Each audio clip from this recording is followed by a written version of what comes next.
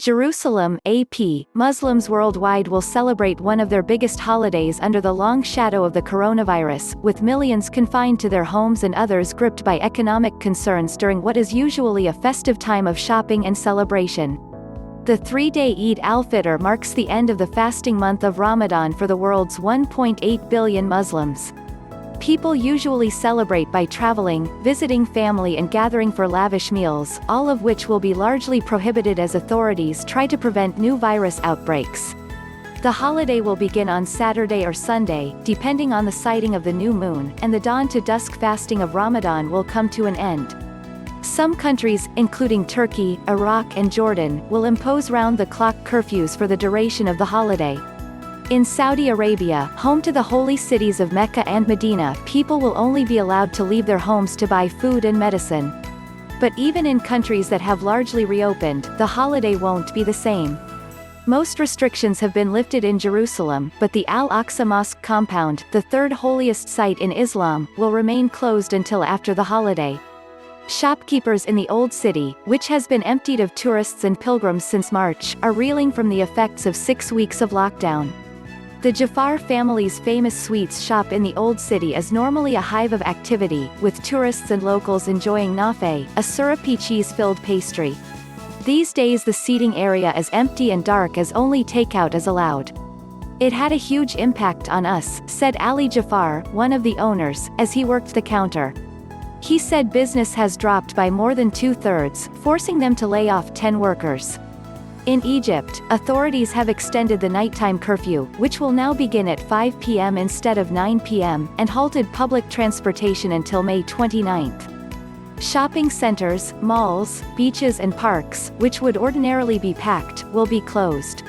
Manal Zakaria, who lives in the city of Alexandria on the Mediterranean coast, said her family usually celebrates by gathering for big meals, singing, dancing and taking group photos. "I am very, very, very sad because I will not be seeing my siblings and their children," she said. "No matter how much we talk over the phone, there is nothing like coming together." The virus causes mild to moderate symptoms in most people, who recover within a few weeks.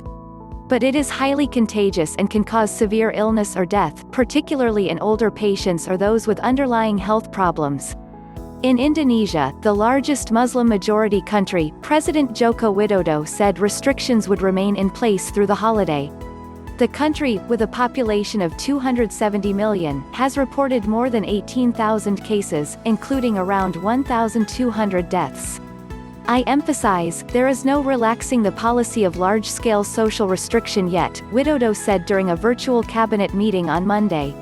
Since the start of the Ramadan, the government has imposed an outright ban on mudik, a holiday tradition in which millions of Indonesians living in big cities flock to their hometowns to celebrate with relatives. Health experts had warned it could set off a wave of new cases. "This ongoing pandemic has changed our tradition, separated us in celebrating Eid," said Nur Hidayat Azri, a civil servant in Indonesia's capital, Jakarta.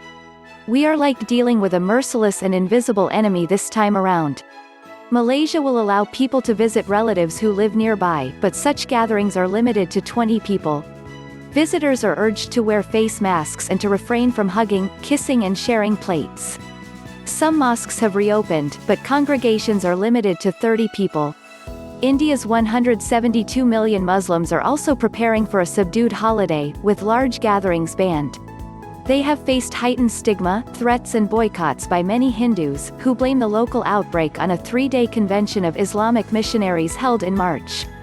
In some states, Indian Muslims have launched campaigns urging people to refrain from buying new clothes for the holiday and instead give to the needy.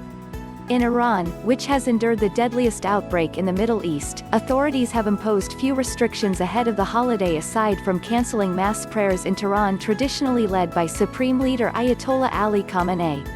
Iran has faced criticism for not imposing the kind of lockdown seen elsewhere in the region, but authorities have said they had to weigh the effects on an economy eviscerated by U.S. sanctions. Iran has reported nearly 130,000 cases and more than 7,000 deaths, but the rate of new infections has declined in recent weeks. In Iraq, the government has allowed most businesses to reopen in the last few weeks but plans to reinstate a 24-hour curfew over the holiday. The streets were busy in the days leading up to Eid as people shopped for clothes, toys and home appliances. Many people buy presents for Eid. "It's good business for us," Ahmed Hashim said as he arranged bicycles outside his shop. The past few months have been difficult. In war-ravaged Somalia, authorities have urged the cancellation of large gatherings and celebrations, but it's unclear whether that will be enforced. Shoppers have packed into markets and shopping centers in the capital, Mogadishu, in recent days. In the United Arab Emirates, home to the futuristic commercial hub of Dubai, parks and private beaches will be open but groups will be limited to 5 people. Children under 12 and adults over 60 are barred from malls in Dubai and Abu Dhabi, and other restrictions limit the number of people allowed inside. Restaurants can only operate at 30% of capacity. Despite the more relaxed approach aimed at buoying the economy, the government announced a nationwide curfew during Eid al-Fitr lasting from 8 p.m. to 6 a.m. from Yahoo!